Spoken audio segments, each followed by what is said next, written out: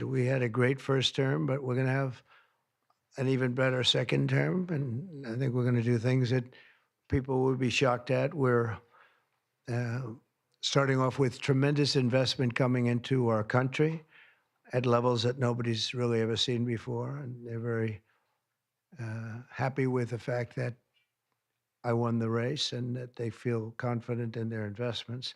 And it's big money and high quality people. So my first day back from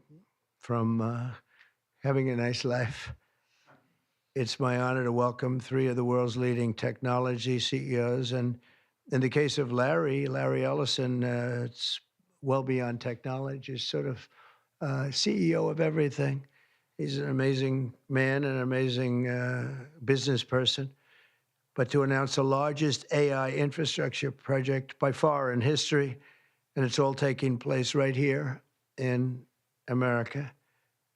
As you know, there's great competition for AI and other things, and they're coming in at the highest level. We're joined by Oracle Executive Chairman Larry Ellison, SoftBank CEO, my friend Masa Yoshi-san, and CEO of OpenAI, and I would say by far the leading expert based on everything I read, Sam Altman. So that's great that you're coming in together. That's a massive group of talent and money. Together, these world-leading technology giants are announcing the formation of Stargate. So put that name down in your books, because I think you're going to hear a lot about it in the future. A new American company that will invest $500 billion at least in AI infrastructure in the United States, and very, very quickly, moving very rapidly, creating over 100,000 American jobs almost immediately. This monumental undertaking is a resounding declaration of confidence in America's potential under a new president. Let me be a new president. I didn't say it, they did.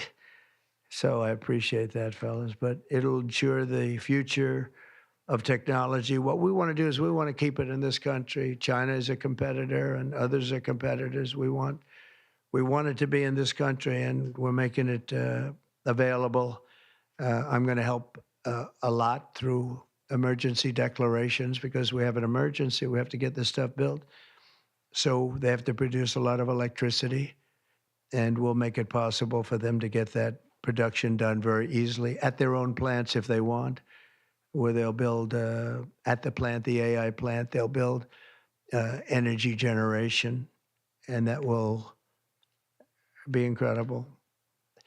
But it's technology and artificial intelligence, all made in the USA. Beginning immediately, Stargate will be building the physical and virtual infrastructure to power the next generation of advancements in AI, and this will include the construction of colossal data centers, very, very massive structures. I was in the real estate business. These buildings, these are big, beautiful buildings. They're going to employ a lot of people. And physical campuses and locations currently being scouted nationwide. They're making their choices of locations. I think they have their choice. I'd like to ask Larry, Sam, and Masa to say a few words and just talk about a little bit about what they're doing, and if you have any questions, and then we'll go into a couple of other subjects also. But this is, to me, a very big thing. $500 billion Stargate project. I think it's going to be something that's very special. It'll lead to something that could be the biggest of all. So, Larry, maybe we'll start with you, and we'll go down the line. Thank you.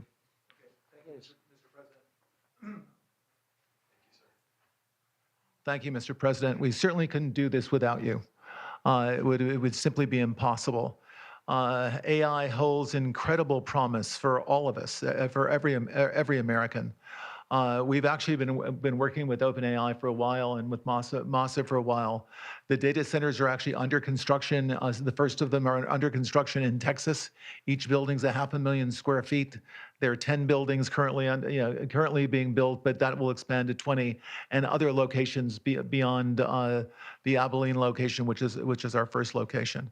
The kind of applications that we're building, to give you an idea, maybe the most charismatic and the one that I think touches us all is electronic health records, not just maintaining electronic health records, but by looking at electronic health records, understanding the condition of doctors, better understanding the condition of their patients, and being able to provide healthcare plans that are much better than they otherwise would be. A doctor in Indian River Reservation would be able to see how a doctor at Memorial Sloan Kettering would treat the patient, or a doctor at Stanford would treat the patient. We actually provide all of that information, all of that guidance to the doctors who are treating cancer patients or patients with any other kind of disease, made possible by AI. I'm not going to take a lot of time. I'm going to pass it to Masa, but this is a very exciting program for Oracle to be a part of. Thank you.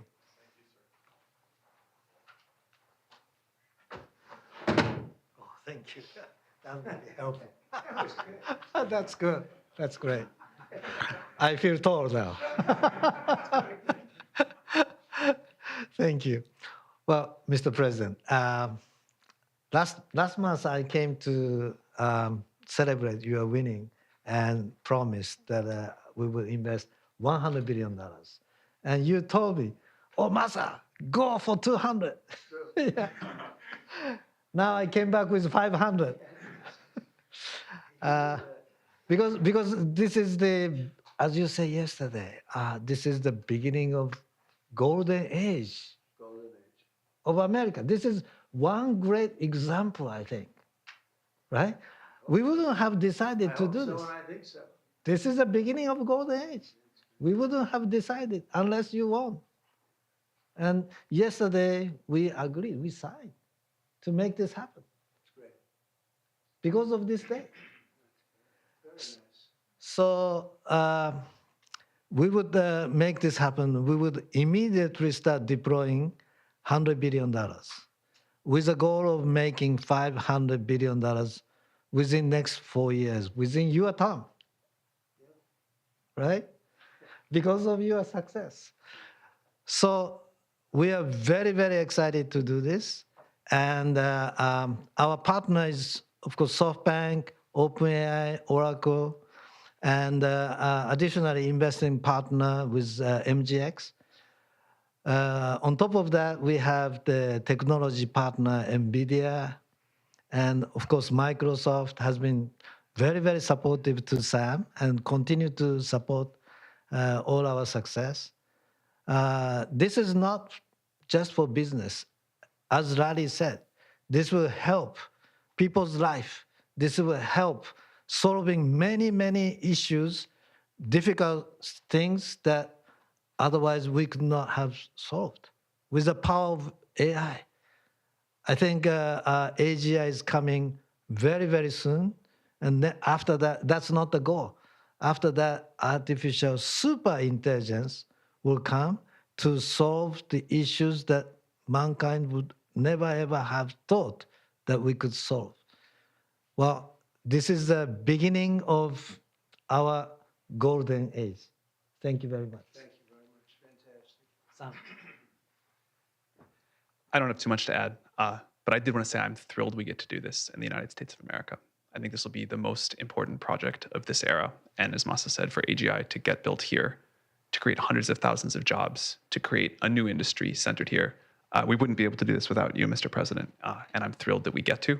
I think it'll be an exciting project. I think we'll be able to do all of the wonderful things that these guys talked about. But the fact that we get to do this in the United States is, I think, wonderful. So thank you very much. Could you just say one word? I hear so many positive things about what it's going to do for medical research and for solving things, cancer and all the different problems. How will AI help us with the fight against the various problems, diseases, et cetera?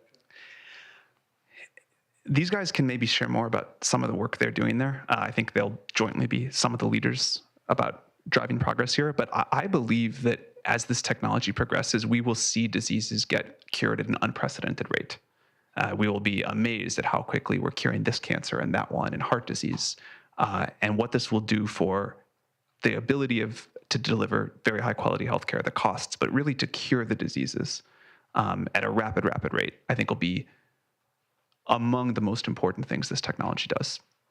Great. Very good. Thank you. answer that question, Mr. President? So we're currently working on. Should I step on this? Okay. All right. No. I'm not that tall. I'm not that tall. I'm not that tall. I'm not that. You look even better. Thank you, Mr. President. One of the most exciting things we're working on, using the tools that Sam and Masa are providing, is a cancer vaccine. It's very interesting. It turns out, I'll be quick, all of our cancers, cancer tumors, little fragments of those tumors float around in your blood. So you can do early cancer detection. If you can do using AI, you can do early cancer detection with a blood test. And using AI to look at the blood test, you can find the cancers that are actually seriously threatening the person. So we can, again, cancer diagnosis using AI has the promise of just being a simple blood test. Then beyond that, once we gene sequence that cancer tumor, you can then vaccinate the person, design a vaccine for every individual person to vaccinate them against that cancer. And you can make that vaccine, that mRNA vaccine, you can make that robotically, again, using AI in about 48 hours. So imagine early cancer detection, the development of a cancer vaccine for your particular cancer aimed at you, and have that vaccine available in 48 hours. This is the promise of AI and the promise of the future. Great, thanks. Thank you, sir. We have no questions. Yeah, just 1 second, we'll finish up. But these are highly respected guys. I was shocked with Larry because I don't even think Larry does this stuff. You did a very good job for a guy that doesn't do it much, right? But he's so respected, and the group, and it's really an honor. But for Larry to be here and do this is very unusual because he doesn't do this stuff. He doesn't need it. He does, and you don't need it, do you? Huh? You don't need it. But I think it's an honor to the country. It's a great honor that this group, these are the top people, that they're going to do it, and they're going to do it here, and we're going to make it as easy as it can be.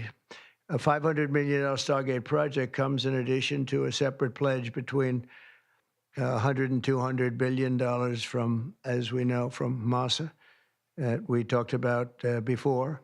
Also, $20 billion from DMAC, which was great, and we have many others that are coming. Some I just announce it. It's easier, but with some, I know them, and they're so highly respected. I'd rather do it this way. Many would like to do it this way, but we're letting the world know what's happening. This is money that normally would have gone to China or other countries, but in particular China. In total, before the end of my first full business day in Washington and the White House, we've already secured nearly $3 trillion of new investments in the United States, and probably that's going to be 6 or 7 by the end of the week. Tremendous amounts of money are coming in for many things other than even AI. AI seems to be very hot. It seems to be the thing that a lot of smart people are looking at very strongly. And our country will be prospering like never before. I think that's true, and it's going to be the golden age of America. As I say, yesterday we had the most ambitious, action-oriented day of any administration in history. No, there's never been a first day like yesterday, as you know. I signed a sweeping slate of executive orders to stop the invasion of our borders. I launched a government-wide effort to defeat inflation and bring down the cost of daily life and bring down the cost of energy, magnificently bring it down. And when energy comes down, Larry, I'd say generally speaking, when energy comes down, everything else comes down. The prices of food and the prices of everything else come down. Energy is that's the big baby. And we declared a national energy emergency to drill, baby, drill, our term that we use. We're going to drill, baby, drill like never before. We ended destructive DEI mandates across the federal government and returned our country to a merit-based system and a common sense system. As you know, the Supreme Court gave us a decision on merit where things in this country can be based on merit now instead of a lot of different rules, regulations, and things that really put our country at a big disadvantage. We permanently stopped government censorship and restored free speech. That was signed yesterday. We renamed the Gulf of Mexico the Gulf of America. Sounds so beautiful, the Gulf of America, and returned the name of a great president, William McKinley, to Mount McKinley. They took off the name, and he was actually a great president. He was a very, very successful businessman. He ran for governor of Ohio. He won and did a great job as governor, ran for president, and he won. He was assassinated, ultimately, in his second term, unfortunately. But he was the tariff king, and I don't think he was as bad as I am. I think I believe in him even more than him, but he believed in him very strongly. And he raised massive amounts of money. Our country was at its richest from 1870 to 1913. We had the most. That was when we were the richest, relatively speaking. We were the richest during that period of time. That was tariffs from other countries. And our administration's moving with unprecedented urgency and speed to confront every single crisis facing us, and we'll get the job done. And again, I want to thank Sam and Masa and Larry for being here. It's an honor to have them. And we'll take a few questions if you want. Can I ask you about some of the executive orders? You would agree that it's never acceptable to assault a police officer, Sure. right? So then if I can, among those you pardoned, DJ Rodriguez, he drove a stun gun into the neck of a DC police officer who was abducted by the mob that day. He later confessed on video to the FBI and pleaded guilty for his crimes. Why does he deserve a pardon? Well, I don't know. Was it a pardon? Because we're looking at commutes and we're looking at pardons. Okay, well, we'll take a look at everything. But I can say this. Murderers today are not even charged. You have murderers that aren't charged all over. You take a look at what's gone on in Philadelphia, take a look at what's gone off in LA, where people murder people and they don't get charged. These people have already served years in prison, and they've served them viciously. It's a disgusting prison. It's been horrible. It's inhumane. It's been a terrible, terrible thing. I also say this, you go to Portland, where they wrapped police officers, shot police officers, nothing happened to anybody. You go to Seattle, where they took over a big chunk of the city and people died. Portland, a lot of people died. Wait a minute. And you go also, take a look at Minneapolis, because I was there and I watched it. And if I didn't bring in the National Guard, that city wouldn't even exist today. People were killed and nobody went to jail. So these people have already served a long period of time, and I made a decision to give a pardon. Joe Biden gave a pardon yesterday to a lot of criminals. These are criminals that he gave a pardon to, and you should be asking that question. Why did he give a pardon to all of these people that committed crimes? Why did he give a pardon to the J6 Unselect Committee when they burned and destroyed all documents which showed that they did what was wrong, not me? Wait a minute. Why did they give a pardon to all of his relatives? His brother, who made millions of dollars, to all these different people, he gave pardons. That's the question you should be answering. All right, go ahead. Yeah, please. If I can just follow up with that really fast? No. I That's just it. want to ask Go you, ahead. because you said you will. Tell us about your meeting with Speaker Johnson, Senator Thune. Did you reach any conclusion on this one big? Pretty much. I think we have a good situation now. It's been in some ways made simpler by Los Angeles because they're going to need a lot of money. And generally speaking, I think you'll find that a lot of Democrats are going to be asking for help. So I think maybe that makes it more one-sided. I think we're going to do very well. Look, we're going to take care of Los Angeles. I'm going there. I'm going to North Carolina, which has been abandoned by the Democrats. And I'm going to North Carolina, very importantly, first. I'll be there on Friday. And then I'm going from there to Los Angeles. And then I'm going to Nevada. And I'm really going to Nevada to thank them for the vote, because we won Nevada overwhelmingly. And that's usually a Democrat vote. And I just want to go there to thank the people of Nevada for the big vote. So we'll be making that. Yeah, please. The leaders of the Proud Boys and the Oath Keepers were freed following their pardons yesterday. At the time back in 2021, you urged them to stand back and stand by. Is there now a place for them in the political conversation? Well, we have to see. They've been given a pardon. I thought their sentences were ridiculous and excessive. One of the guys took down a flag that was an anti-American flag, and he was given years in jail. I don't know the exact number, but he was given many years in jail. I thought it was very excessive. And at least the cases that we looked at, these were people that actually love our country, so we thought a pardon would be appropriate, yeah. Mr. President, is it also true in your conversations with Republicans today that you asked them to consider recess appointments for cabinet officials? I think, yeah, if it's needed, I don't think it's going to be needed. Marco, as you know, got passed overwhelmingly with 99-0, which is pretty amazing. Marco's going to do a great job, Secretary of State, but he just got, I guess he was the first one and just got approved. That's some vote, 99-0, and the nothing was a vote that he would have gotten if we wanted to do it. But you know whose vote that was? Who's doing a great job right now as vice president. Did you also talk about some sort of a trade or a deal involving wildfire relief in an extension for a debt? Well, what I really want to have done, I was talking about this with the guys back in the Oval Office.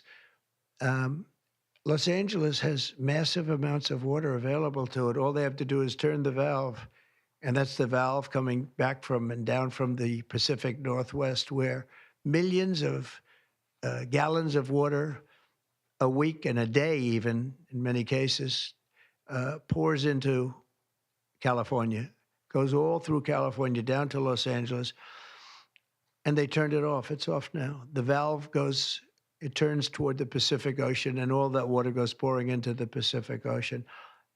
If they did what I told them to do, they wouldn't do it because politically they didn't think it was good. I think it's great politically. I think they're dead politically. What they've done, they've destroyed the city.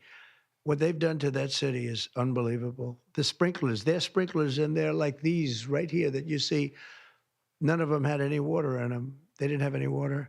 The fire hydrants, 40% of them had no water. The brush was just dry. Everything was dry. The sprinklers on the lawn weren't allowed to even be used. So, you know, everything was dry, and it was an inferno. They created an inferno.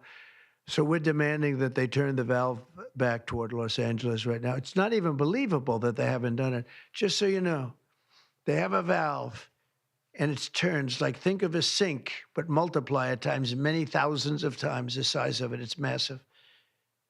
And you turn it back toward Los Angeles. Why aren't they doing it? They either have a death wish, they're stupid, or there's something else going on that we don't understand. But we want the water that they're throwing away to be used for California. And that includes the farmers of California. You know, when you drive up north, you see all of the land. I couldn't believe it. I was with Devin Nunes when he was a congressman and some other congressmen from the area, and we're driving up and we're on the highway, and I keep looking at these farms, and the land is bone dry, and then you'd see an acre, about an acre or 2 acres, with the most beautiful green plants growing in it, the most beautiful you've ever. It's rich stuff, and you look at the soil, and it's so rich. That soil is almost the equivalent to like Iowa soil. It's phenomenal. It's got no water. But the reason it has no water, I said, do you have a drought? No. I said, what do you mean you don't have a drought? Look at the thing. It's dry as a bone. The reason you have like an acre is because they say you can farm 1 acre, but no more, because they didn't want to waste water. But they throw the water into the Pacific Ocean. These people are crazy. So we're going to be issuing an executive order demanding that they immediately let that water come down through California. Farmers, even people living in Beverly Hills. Now, those people have been a lot of them are wiped out. Believe it or not, you know, they were having restrictions, Larry, you know about this. They wanted to restrict you to 38 gallons of water a day. That sounds like a lot, but it's not. When you're a rich person and you like to take a shower, 38 gallons doesn't last very long. And they have all this water, and it's really good water. Up high, Pacific Northwest, some comes in from Canada, a nice country, by the way, comes in from Canada, and it comes all the way through California, and they're restricting it. You even have the half pipes, you know, the half pipes. the cut pipes, big ones, bigger than this room, and they're going all the way down, and they're bone dry, and they could be loaded up with water. No, but isn't it incredible that they don't do it? And it's to protect the Delta smelt. It's a fish that's doing poorly anyway. But I said, how are you protecting the Delta smelt by not giving it water? It's a fish. It needs water. Nobody can answer that question. President Trump, TikTok, Mr. Well, President. let me do this first. Are you open to Elon buying TikTok? Say it. Are you open to Elon buying TikTok? I would be if he wanted to buy it, yeah. And on your inauguration, I'd like Larry to buy it too. I have the right to make a deal. So the deal I'm thinking about, Larry, let's negotiate in front of the media. The deal, I think, is this, and I've met with owners of TikTok, the big owners. It's worthless if it doesn't get a permit. It's not like, oh, you can take the U.S. The whole thing is worthless. With a permit, it's worth like $1 trillion. So what I'm thinking about saying to somebody is buy it and give half to the United States of America, half, and we'll give you the permit. And they'll have a great partner, the United States. And they'll have something that's actually more valuable because they have the ultimate partner, and the United States will make it very worthwhile for them in terms of the permits and everything else. But so think of it, you have an asset that has no value or has $1 trillion value. It all depends on whether or not the United States gives the permit. So what I'm saying is let the United States give the permit, and the United States should get half. Sounds reasonable. What do you think? Sounds like a good deal to me, Mr. President. Yeah, he can afford it too. Mr. President, you're a president who has long said that you back the blue, but aren't you sending the message that assaulting officers is okay with these pardons? No, the opposite. In fact, I'm going to be letting 2 officers from Washington Police, D.C. I believe they're from D.C., but I just approved it. They were arrested, put in jail for 5 years because they went after an illegal, and I guess something happened where something went wrong. And they arrested the 2 officers and put them in jail for going after a criminal, a rough criminal, by the way. And I'm actually releasing. No, I am the friend of police, more than any president that's ever been in this office. More than 400 of the people that you pardoned, though, assaulted officers. So I want to ask you about the Vice President, J.D. Vance. He said, this is a week ago, he said, if you committed violence on January 6th, obviously you should not be pardoned. Why is your Vice President wrong? Well, only for one reason. They've served years in jail. They should not have served, excuse me, and they've served years in jail, and murderers don't even go to jail in this country. And we had 1,500. We have 16 under review. As you know, we commuted about 16 of them because it looks like they could have done things that were not acceptable for a full pardon. But these people have served years of jail, and their lives have been ruined. And in many cases, listen to me for a second. Stop interrupting. They've served years in jail, and if you look at the American public is tired of it. Take a look at the election. Just look at the numbers on the election. We won this election in a landslide because the American public is tired of people like you that are just one-sided, horrible people in terms of crime. You don't talk about all the people that have been killed and what happens to those murderers. Murderers get no time. You take a look at some of these DAs. They go after political opponents, but they don't go after people that shoot people in the street. They're caught. They know where they're living. They know everything. They don't even go up to pick them up anymore. They just let them live there. They know all about it. They have their pictures. They have the tape of the shooting, and they don't even go up and you're talking about this. No, we pardoned people that were treated unbelievably poorly. In the history of our country, there's never been anything take place like this. They're still looking for them, but they're not looking for the murderers, the people that are killing everybody. We are, though, and we're getting them out of the country. We just started that. We're getting them out of the country, and they're going to be gotten out of the country fast. They came in illegally from jails and from prisons. They killed many people. Some of them killed many people. about 50% of them killed more than one person. They were released into our country. That's what we're focused on, not the kind of nonsense you're talking about. You've called for a ceasefire in Ukraine. If Vladimir Putin doesn't come to the table to negotiate with you, will you put additional sanctions on Russia? Sounds likely. And do you think that the war should be frozen currently along The the war front should have battle never lines? started. If you had a competent president, which you didn't, the war wouldn't have happened. The war in Ukraine would have never happened if I were president. But that couldn't happen because the election was rigged. Yeah, go ahead. Mr. President, there's been some debate within your orbit over whether or not to keep or eliminate H-1B visas. What's your position on that? Do you want to keep H-1Bs or do you want to get Well, rid of them? I like both sides of the argument, but I also like very competent people coming into our country, even if that involves them training and helping other people that may not have the qualifications they do. But I don't want to stop. And I'm not just talking about engineers. I'm talking about people at all levels. We want competent people coming into our country. And HB1, I know the program very well. I use the program. Maitre d's, wine, experts, even waiters, high quality waiters. You got to get the best people. Now, then you go into people like Larry, and he needs engineers, and Massa needs, and this gentleman needs engineers like nobody's ever needed engineers, right? So we have to have the quality people coming in. Now, by doing that, we're expanding businesses, and that takes care of everybody. So I'm sort of on both sides of the argument, but what I really do feel is that we have to let really competent people, great people come into our country, and we do that through the H-1 program. Mr. President, are you looking to impose tariffs on Canada and Mexico in an effort to force negotiations sooner on USMCA? No, it's really not on USMCA. It has nothing to do with that. They've allowed, both of them, Canada very much so, they've allowed millions and millions of people to come into our country that shouldn't be here. They could have stopped them, and they didn't.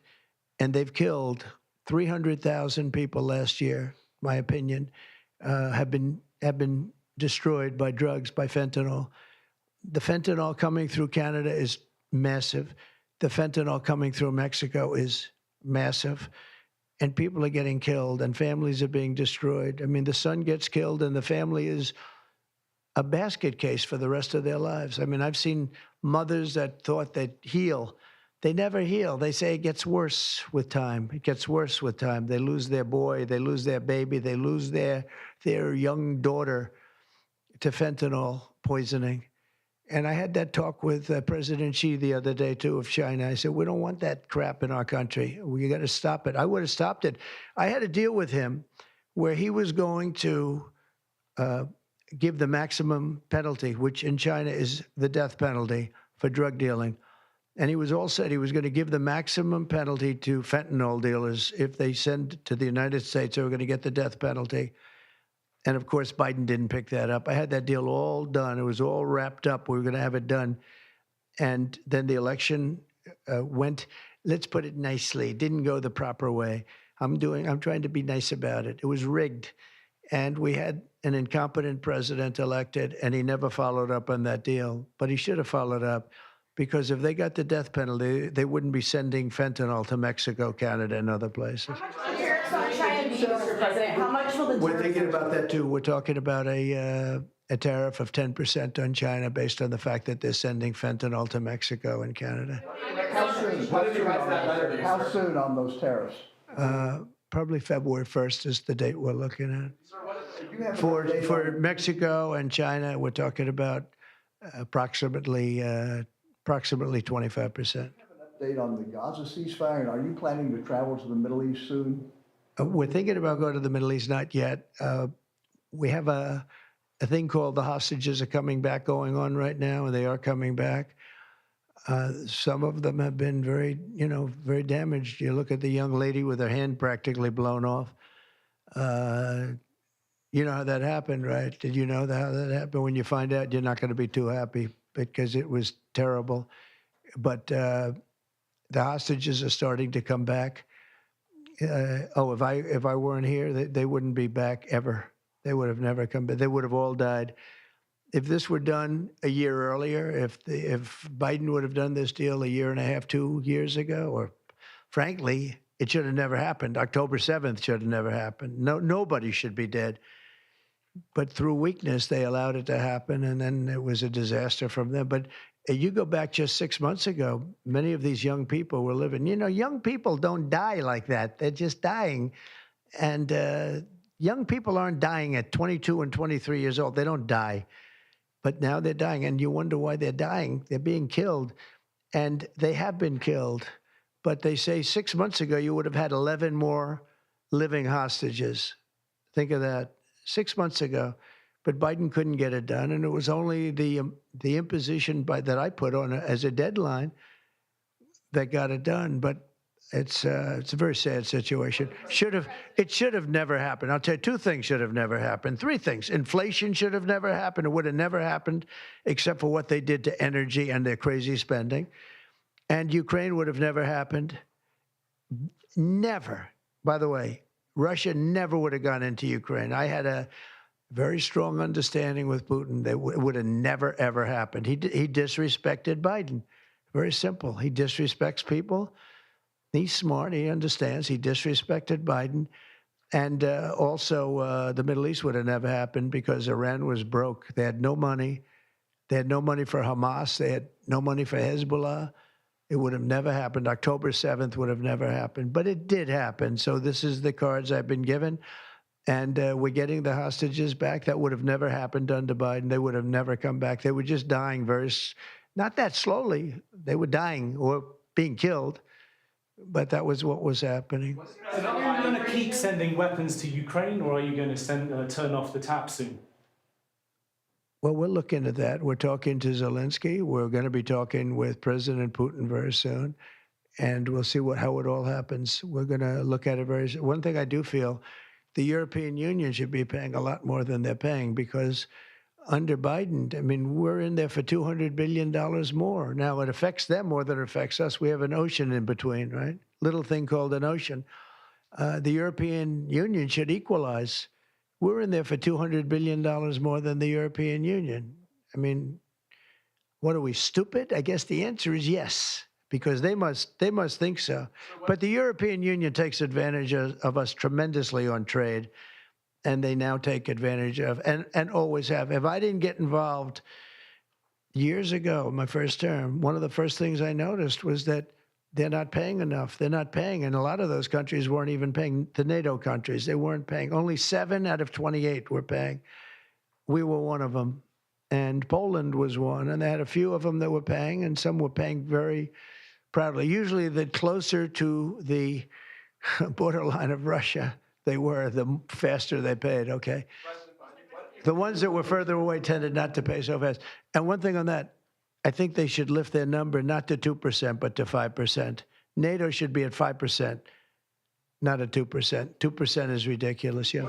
The U.S. President Xi, in your conversation about Ukraine, you asked him to get involved in helping settle that. Can you tell us about that? I did, yeah. I said, you ought to get it settled because he's not done very much on that. He's got a lot of power, like we have a lot of power. I said, you ought to get it settled. We did discuss it, yeah. Mr. President, you launched your crypto coin the other day. Do you intend to continue selling products that benefit yourself personally while you're president?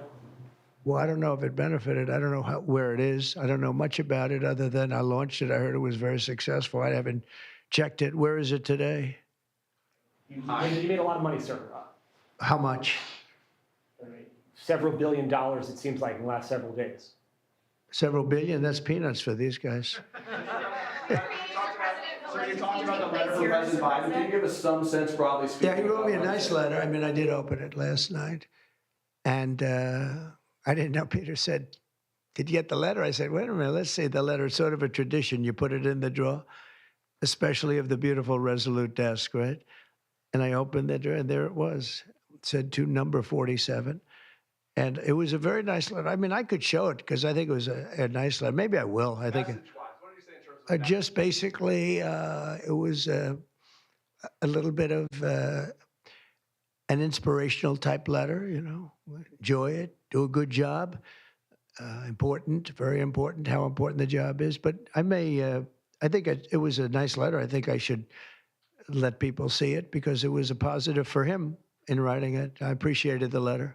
Mr. President. President, were security concerns at all a factor when deciding to move your inauguration indoors? No, not at all. No, not at all. It was just cold. Look, if we would have, I just went out to the helicopter, right, we said goodbye. That's a tradition. As long as before it used to be a stagecoach, and then helicopters came along. But that's been a tradition. You go out and you do that. And we stood there for 10 minutes, and I'll tell you what, people would not have been able to get through that day. That was cold. It was sort of interesting. Don't let the sun fool you. Tell me something. Sunny days can get very cold, can't they? Because that was so freezing yesterday. You couldn't have gotten through it. It would have been. And the answer is no, it wasn't security. With that being said, I thought the Capitol, the Rotunda, was beautiful. 72 degrees, unbelievable sound. It's like being in an opera house. I could see people wanting to do it there rather than outside. Why did you remove John Bolton's security clearance, sir? Because I think there was enough time. It's we take a job. You take a job. You want to do a job. We're not going to have security on people for the rest of their lives. Why should we? I thought he was a very dumb person, but I used him well because every time people saw me come into a meeting with John Bolton standing behind me, they thought that he'd attack them because he was a warmonger. He's the one that got us involved, along with Cheney and a couple of others, convinced Bush, which was a terrible decision, to blow up the Middle East. We blew up the Middle East and we left. Then we got nothing out of it except a lot of death. We killed a lot of people. And John Bolton was, one of those guys, a stupid guy. But no, you can't have that for life. You shouldn't expect it for life. Is that meeting that you mentioned with President Zelensky, will that take place here, and when and where will you meet with I don't know. I mean, look, President Zelensky would like to have peace. He's told me that very strongly. He'd like to have peace, but it takes two to tango. We'll see what happens. When will you meet with President Putin? Anytime they want, I'll meet. I'd like to see that end. Millions of people are being killed, and they're being killed. It's a vicious situation, and they're now largely soldiers. A lot of people have been killed in the cities. They look like demolition sites. Buildings, massive buildings bombed and coming down. The thing with Ukraine is that many more people died than you're reporting. You're not reporting the real numbers, and I'm not blaming you for that. I'm blaming maybe our government for not wanting to release those numbers. Many more people died than what you know about. When those big buildings come down and they say 2 people were injured, no. Many people, thousands of people are being killed. But the real killing now is on the war front. It's a very flat land. And the only thing that stops a bullet is somebody's body. And you have young soldiers. So Russia's lost about 800,000 soldiers now. Ukraine's lost about 600 or 700,000. I think the numbers are low that they're giving out. But they've lost massive numbers of young soldiers. And that war should stop. It's very flat, it's beautiful farmland, and it's flat and really beautiful in a different kind of a way, but they don't have any protection. The only thing that stops a bullet is a body, and those bodies are stopping a lot of bullets, and they're being decimated, both sides. Your conversation with President Xi, what did you tell him in terms of when to expect tariffs, and what can he do to avoid them? About which one? About tariffs? We didn't talk too much about tariffs, other than he knows where I stand. Look, I put large tariffs on China. I've taken in hundreds of billions of dollars. Until I was president, China never paid not 10 cents to the United States. With me, they paid hundreds of $600 billion or so, or more than that even, of tariffs.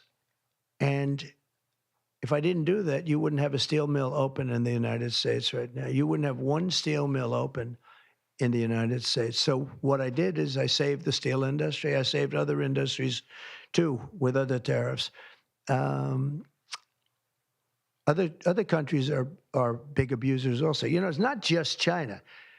China's an abuser, but the European Union is very, very bad to us. They treat us very, very badly. They don't take our cars. They don't take our cars at all. They don't take our farm products, essentially. They don't take very much. We have a $350 billion deficit with the European Union. They treat us very, very badly. So they're going to be in for tariffs. It's the only way you're going to get back. It's the only way you're going to get fairness. You can't get fairness unless you do that. But the European Union's treated us very badly. But essentially, everybody treats us badly. You know, everybody treats us badly. Yes, go ahead. Because we allow them to. Because we've had stupid people doing this, and we can't have. I'd like to have these three people negotiate for us, just for 1 week, and we'd be a rich country again. But we'll be rich. Mr. President, on AI data centers, will you rescind President Biden's executive order that opens up federal lands? On which centers? On data centers. Will you rescind President Biden's executive order that opens up federal lands for data centers and energy production? No, I wouldn't do that. That sounds to me like it's something that I would like. I'd like to see federal lands opened up for data centers. I think they're going to be very important. Again, we have a lot of competition for that. So it's an honor to have these three great people, great CEOs and great geniuses, all three. It's an honor that they want to come to our country, but we're going to make it as easy as we can for them because other countries want them to. I'm going to have to go now. Thank you all very much. Thank you. Question, do you have TikTok on your phone? No, but I think I might put it there. I think I'll get it right now. By the way, again, we won the young vote. I think I won it through TikTok. So I have a warm spot in my heart for TikTok. Okay? Thank you. Thank you. Thank you, Mr. President. The president there ending a wide-ranging news conference announcing an AI investment by saying he has a warm spot for TikTok. The president announcing a joint venture called Stargate between OpenAI, SoftBank, and Oracle to invest in artificial intelligence infrastructure in the United States. His second far-reaching news conference in 2 days.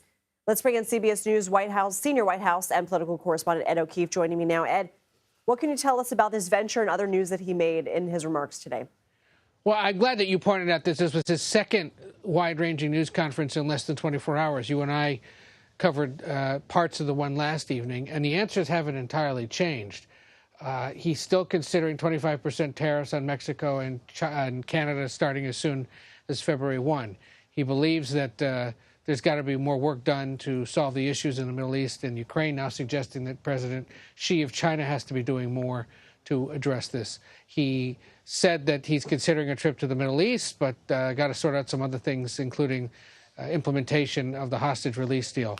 He suggested the European Union needs to be doing more to pay for things in Ukraine. These are all things that will be making headlines all over the world instantly, and is what's causing such grave concern for world leaders as they watch this transition of power in the United States. How exactly is the United States going to reshape its relationship with the world? Well, he's laying it out here by suggesting everyone's been suckers to the United States, and he's got to rearrange the relationships. We'll see.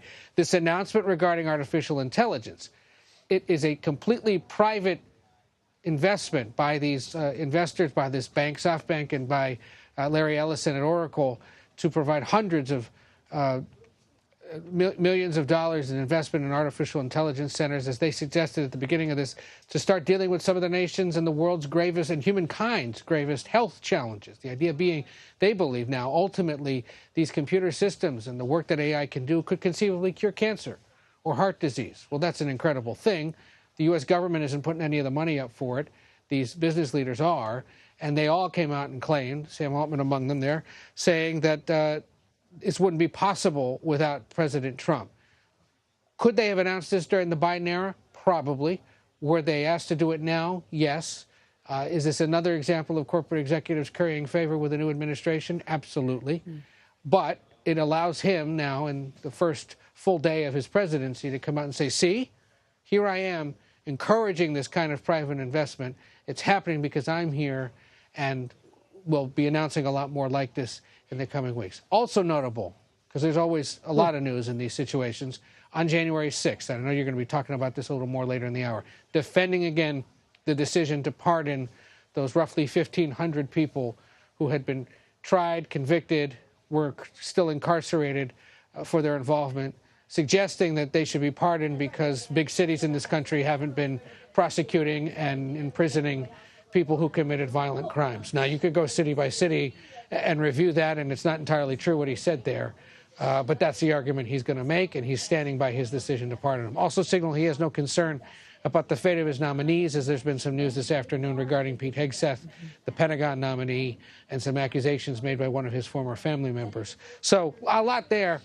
But for those of us like you and I, Lindsay, that are paid to watch this stuff closely, it's not terribly different than the news he was making last night because it's all generally on the same stuff. And he's only been president now for about exactly, 36 hours. So, you know, these things take time. And he does math on the fly. What can Ed O'Keefe do? Thank you so much. Well, as I just mentioned, one of the dozens of actions President Trump took during his first hours in office was to grant clemency to all of the more than 1,500 people charged in the January 6th attack on the Capitol. Most were granted full pardons. 14 people had their sentences commuted, including the leader of the far-right group, the Oath Keepers, and others convicted of seditious conspiracy. The sweeping pardons include the more than 120 people charged with using a deadly or dangerous weapon